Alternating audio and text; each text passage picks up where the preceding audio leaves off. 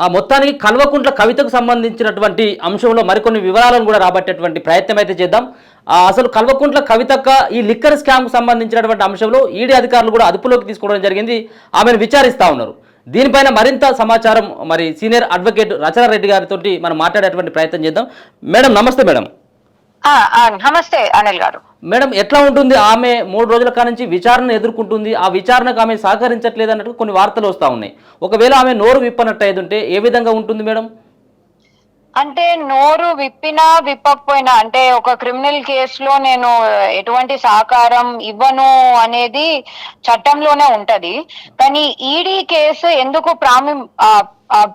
ప్రాముఖ్యత సంతరించుకుంటదంటే, ఎందుకంటే ED case special legislation కింద పిఎంఎల్ఏ కింద ఉంటది. పిఎంఎల్ఏలా నేనేం చెప్పను, నేను సహకరించను, నేను మౌనంగా ఉంటాను అని అనడానికి ఉండదు. ఎందుకంటే బర్డెన్ ఆఫ్ ప్రూఫ్ అని ఉంటది క్రిమినల్ లాలో. ఇది మనం మొన్న కూడా మాట్లాడుకున్నట్టున్నాము. Burden of proof general criminal procedure code, general criminal law కింద స్టేట్ మీదనే ఉంటది. అంటే ఇక్కడ ఫర్ ఎగ్జాంపుల్ స్టేట్ అరెస్ట్ చేసింది, లేకపోతే ఇంకో ఏదైనా ఏజెన్సీ అరెస్ట్ చేసింది కాబట్టి అసలు తప్పు జరిగింది, దానికి సంబంధించిన ఎవిడెన్సెస్, సాక్ష్యాలు అన్ని స్టేటే ప్రూవ్ చేయాల. ఏంటంటే తను తప్పు చేసింది, beyond reasonable doubt she's guilty అని చెప్పేసి స్టేటే ప్రూవ్ చేయాలి. ఈడీలో ఏంటంటే ఈ బర్డెన్ ఆఫ్ ప్రూఫ్ ని ఉల్టా చేసిండ్రు, అంటే దాన్ని తిరగరాసిండ్రు. దీంట్లో స్టేట్ ఎట్లయినా వాళ్ళు సాక్ష్యాలు గిట్లా ప్రవేశ పెడతారు, కానీ దీంట్లో ఎవరైతే నిందితులు ఉన్నారో వాళ్ళు ఖచ్చితంగా మేము నిందితులము కాము అని ప్రూఫ్ చేసుకునే బాధ్యత, ఇంకా బర్డెన్ ఆఫ్ ప్రూఫ్ అంటే ఆ చట్టం కింద బర్డెన్ ఆఫ్ ప్రూఫ్ తన మీద ఉంటది, నిందితుల మీద ఉంటది. సో ఇక్కడ కవిత నేను ఈడీతో సహకరించను అని చెప్పేసి నేను మౌనంగా ఉంటాను, వాళ్ళ కేసు ప్రూవ్ చేసుకొని అని అనడానికి లేదు. తను ఒకవేళ మౌనంగా ఉండి వాళ్ళ సాక్ష్యాలను ఎటువంటి సంజాయిషి లేకపోతే ఎక్స్ప్లెనేషన్ ఇవ్వకపోతే దెన్ బియాండ్ రీజనబుల్ డౌట్ తనే గిల్టీ అనే ఒక కోణం నుంచి ఈడీ దాన్ని ప్రస్తావిస్తుంది. ఓకే మేడం, ఇప్పుడు ఈ పిఎంఎల్ఏ చట్టం ప్రకారమే అక్కడ మనీష్ సిసోడియా అరెస్ట్ కావడం జరిగింది. ఆయనకి ఇప్పటి వరకు కూడా 1 year అవుతా ఉంది. చాలాసార్లు కూడా బెయిల్ కోసం అప్లై చేయడం జరిగింది. ఆయనకు బెయిల్ కూడా రావట్లేదు, ఆయన బయటకి ఎక్కడ కూడా రావట్లేదు. కానీ ఇప్పుడు కల్వకుంట్ల కవిత బెయిల్ పిటిషన్ వేసినట్టు అయితే ఉంటే వచ్చేటువంటి ఆస్కారం ఏమైనా కనబడుతుంది? ఈమె కూడా పిఎంఎల్ఏ చట్టం కిందనే కదా, ఈమెను కూడా సెక్షన్ 3 ప్రకారమే కదా ఈమెను అరెస్ట్ చేసింది. ఈమెకు ఏమన్నా మినహాయింపు ఏమైనా ఉంటుందా మేడం?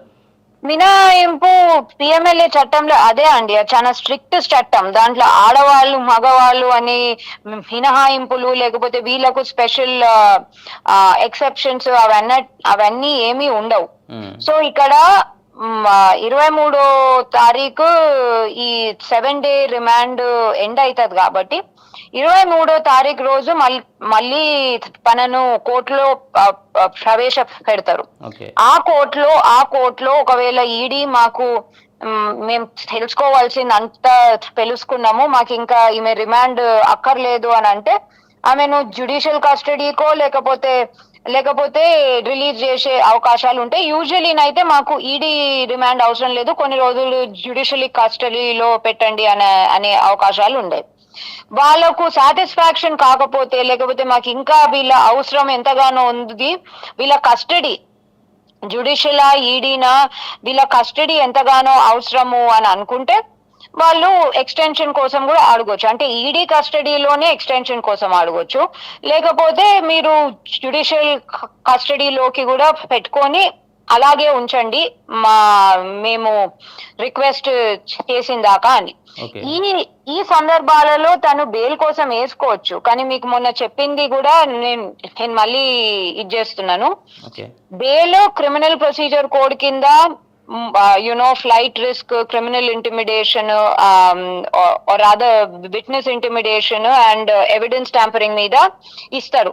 అంటే వీళ్ళు పారిపోరు, ఎవిడెన్సెస్ ని అటు ఇటు తారుమారు చేయరు, లేకపోతే విట్నెసెస్ ని భయభ్రాంతులకు గురి చేయరు అని చెప్పేసి బెయిల్ పూచీకత్తు మీద ఇస్తారు. ఓకే. కానీ ఈడీ కేసులో మొత్తం ఇన్వెస్టిగేషన్ కంప్లీట్ అయింది అని ఒక ఆ ఇన్వెస్టిగేటింగ్ ఆఫీసర్ కోర్ట్ సాటిస్ఫాక్షన్ కి చెప్పినప్పుడే ఈడీ కేసులో వాళ్ళను రిలీజ్ చేసే అవకాశాలు ఉంటాయి.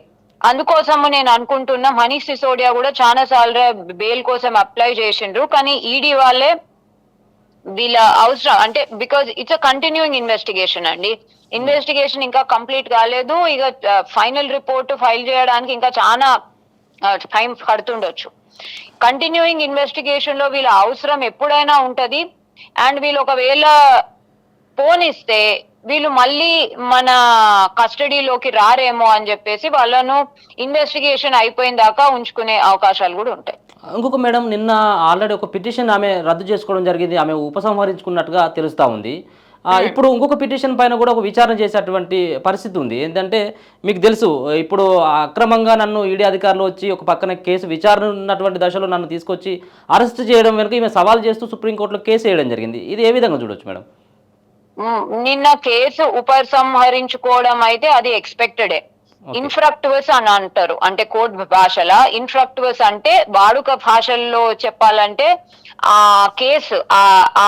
కేసు కాజ్ ఆఫ్ యాక్షన్ అంటే ఆ కేసులో మనం ఏం కోరుతున్నామో ఆ కోరేది ఎక్స్పైర్ అయిపోయింది. అంటే దాంట్లో మనం రిలీఫ్ ఏదైతే కోరుతున్నామో ఆ రిలీఫ్ కి దాటిపోయింది, ఎక్స్పైర్ అయిపోయింది అన్నట్టు. సో ఆ కేసులో తను ప్రొటెక్షన్ ఫ్రమ్ అరెస్ట్, నన్ను ఇట్లా ఇన్వెస్టిగేట్ చేయాలా, అట్లా ఇన్వెస్టిగేషన్ చేయాలా, నన్ను అరెస్ట్ నుంచి ప్రొటెక్ట్ చేయండి అని వేసిన కేసు అది. ఇప్పుడు అరెస్ట్ ఎలాగో అయిపోయింది, దాంట్లో ఎటువంటి మధ్యంతర ఉత్తర్వులు లేకపోతే ఇంకో ఏ ఉత్తర్వులు లేవు కాబట్టి ఇప్పుడు ఆ కేసు ఎందుకు పనికి రాదు. అందుకోసము తను ఇన్ఫ్రక్టువస్ గా విత్డ్రా చేసుకుంది. ఈ ఇల్లీగల్ అరెస్ట్ మీద వేసింది. అసలు ఇల్లీగాలిటీ ఎట్లా చూపెడుతున్నారో వాళ్ళు ఇక నాకు తెలియదు, ఎందుకంటే నేను దాన్ని అఫిడవిట్ ని చూడలేదు. కానీ ఇల్లీగల్ అరెస్ట్ అనేది వాళ్ళు ప్రూవ్ చేసుకోవాలా, అంటే పిఎంఎల్ఏ యాక్ట్ తో ప్రూవ్ చేసుకోవాలి, అంటే మోస్ట్లీ పిఎంఎల్ఏ యాక్ట్ తోనే ప్రూవ్ చేసుకోవాలి. సిఆర్పిసి కూడా కొంచెము దాంట్లో ఇన్వాల్వ్మెంట్ ఉంటది. బట్ పిఎంఎల్ఏ యాక్ట్ కిందనైతే మనము క్లియర్లీ చూసినాము, దాంట్లో ప్రొసీజర్లనైతే ఎటువంటి లోటుపాట్లు వాళ్ళు ఇది చేయలేదు, అంటే వాళ్ళు అన్ని చూసుకున్నారు. కానీ వాళ్ళు ఇల్లీగల్ అరెస్ట్ ఎట్లా ప్రూవ్ చేస్తున్నారో ఇక చూడాలి, ఎట్లా ప్రూవ్ చేద్దాం అనుకుంటున్నారో దానికి కోర్టు ఎలా దాన్ని రియాక్ట్ అవుతుందో చూడాలి.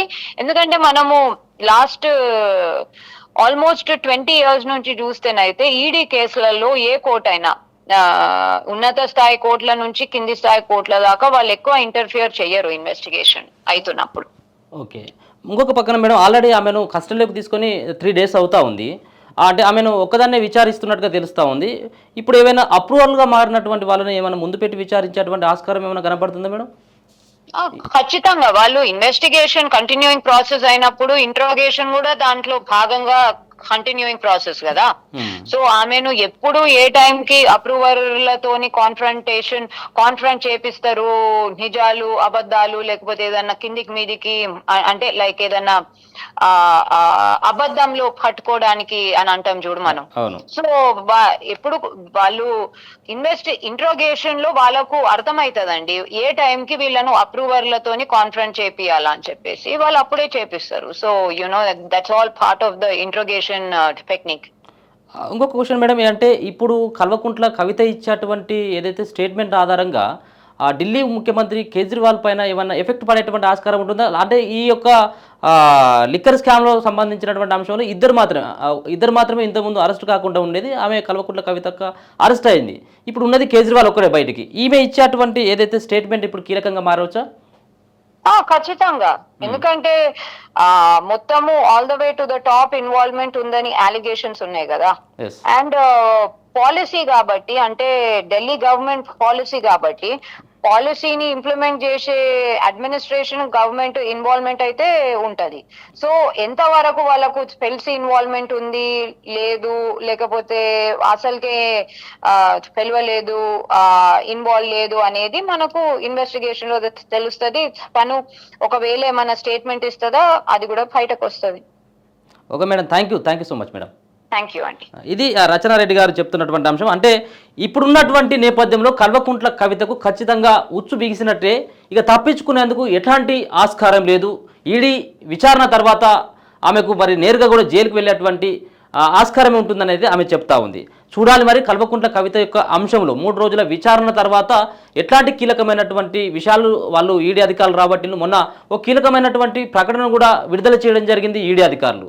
తాము 100 కోట్ల రూపాయలు కల్వకుంట్ల కవితే ఆమె యొక్క చేతుల ద్వారానే అక్కడ ఉన్నటువంటి ఢిల్లీలో ఉన్నటువంటి కీలకమైనటువంటి నేతలకు అందినాయి అన్నటువంటి ఒక పక్కన ఈ యొక్క ఆరోపణలు. అంటే మొదటి నుంచి కూడా 100 కోట్ల రూపాయలు చేతులు మారినాయి, ఎవరికి మారినాయి, ఎవరికి ఎందుకు ఇవ్వాల్సి వచ్చింది, కొత్త మద్యం పాలసీని ఎందుకు తీసుకురావడం జరిగింది అనేది పూర్తి వివరాలను ఈడీ అధికారులు అయితే ఒక ప్రకటన, బహిరంగ ప్రకటనను మరి బహిరంగంగా వాళ్ళు ఒక రిలీజ్ చేసినటువంటి ప్రకటనను చూసుకోవచ్చు. కాబట్టి ఇప్పుడున్నటువంటి నేపథ్యంలో ఒక పక్కన ఇన్ని రోజుల కానుంచి 3 రోజుల కానుండి కేవలం ఒకటి మాత్రమే విచారణ ఎదుర్కొంటా ఉంది. అవసరమైతే ఉంటే వాళ్ళకి ఇంకేమైనా సమాచారం కావాలి అనుకుంటే ఇంతకుముందు అప్రూవల్గా మారినటువంటి అరుణ్ రామచంద్ర పైలై, బుచ్చిబాబు, ఇక మిగతా ఉన్నటువంటి ఎవరైతే మాగుంట శ్రీనివాసరెడ్డి, రాఘవ లాంటి వాళ్ళు ఎవరైతే ఉన్నారో వీళ్ళని కూడా అవసరమైతే ఉంటే ఆమె ముందు కూర్చోబెట్టి విచారించేటువంటి పరిస్థితి కూడా ఉండొచ్చు అని చెప్పేసి అయితే అడ్వకేట్ చెప్తా ఉన్నారు. మరొక పక్కన లిక్కర్ స్కామ్లో ఇక చిట్ట చివరిగా అరెస్ట్ నుంచి బయట ఉన్నటువంటి వ్యక్తి ముఖ్యమంత్రి అరవింద్ కేజ్రీవాల్, ఢిల్లీ ముఖ్యమంత్రి. మరి ఆయనకు కూడా ఈమె ఇచ్చేటువంటి స్టేట్మెంట్ ప్రకారం అరవింద్ కేజ్రీవాల్ కూడా ఈ కేసులో అరెస్ట్ అయ్యేటువంటి అవకాశం ఉంటుందని చెప్పేసి అయితే ఆమె చెప్తున్నటువంటి మాట. చూద్దాం కల్వకుంట్ల కవితక్క మరి ఏ విధంగా ఉంటుంది తదుపరి చర్యలు, ఆమె ఈడీ కస్టడీ తర్వాత ఏ విధమైనటువంటి పరిణామాలు ఉంటాయి, ఆమెకు బెయిల్ వస్తుందా లేకపోతే జైలుకు వెళ్తాదా, అంతేకాకుండా ఇంకా విచారణని ఏమైనా ఈడీ అధికారులు కోరుతారా, ఇంకా టైం కావాలని చెప్పేసి ఏమైనా వాళ్ళు మరి కోర్టుకు ఏమైనా వాళ్ళు అప్పీల్ చేసుకుంటారు అనేది కూడా మనం చూడాలి. ఇది అడ్వకేట్ రచన్ రెడ్డి గారు చెప్తున్నటువంటి అంశం. చూస్తూనే ఉండండి మన తెలుగు.